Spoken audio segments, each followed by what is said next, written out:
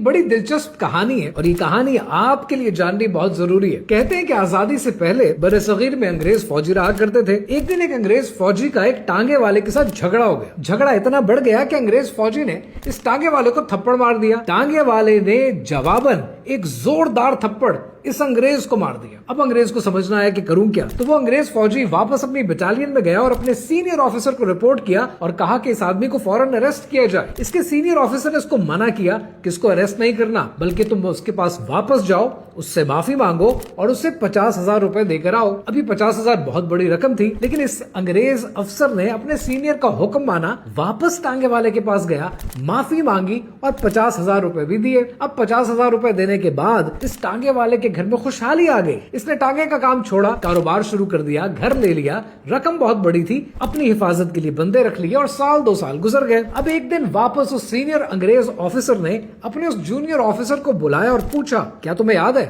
اس آدمی نے تمہیں تھپڑ مارا تھا؟ اب وقت آ گیا ہے، تم واپس اس کے پاس جاؤ، بھرے بازار میں اس کو تھپڑ مار کر آؤ۔ تو اس پر اس انگریز فوجی نے کہا کہ آپ کو لگتا ہے کہ آج جب میں اس کو تھپڑ ماروں گا تو وہ برداشت کرے گا؟ اس کے پاس تو اپنی حفاظت کے لیے بندے بھی موجود ہیں۔ لیکن اس سینئر آفیسر نے کہا کہ جیسا کہتا ہوں ویسا ہی کرو۔ لہٰذا یہ انگریز افسر واپس اس ٹانگے والے کے پاس گیا جو کہ اب ایک مالدار انسان بن چکا تھا، اور اس مالدار انسان کو بھرے بازار میں اس نے تھپڑ مارا۔ یہ ٹانگے والا جو اب مالدار انسان ہے یہ زمین پہ گر گیا، لیکن جواباً کوئی کاروائی نہیں کی۔ اس انگریز افسر کو خوشی تو محسوس ہوئی، بدلہ پورا ہو گیا، واپس اپنی بٹالین میں گیا اور اپنے سینئر آفیسر سے پوچھا، آپ کو کیسے پتا تھا کہ وہ مجھے آگے سے تھپڑ نہیں مارے گا؟ تو سینئر آفیسر نے کہا کہ جب تم نے اس ٹانگے والے کو پہلی بار تھپڑ مارا تھا، اس کے پاس اپنا کچھ بھی نہیں تھا، صرف اپنی عزت تھی، اور اس عزت کو بچانے کے لیے اس نے تمہیں تھپڑ مارا۔ لیکن جب تم نے اسے 50,000 روپے دے دیے تو تم نے اس سے اس کی عزت خرید لی۔ اب وہ زندگی بھر تمہارے آگے سر نہیں اٹھا سکتا۔ یہی حال ہوتا ہے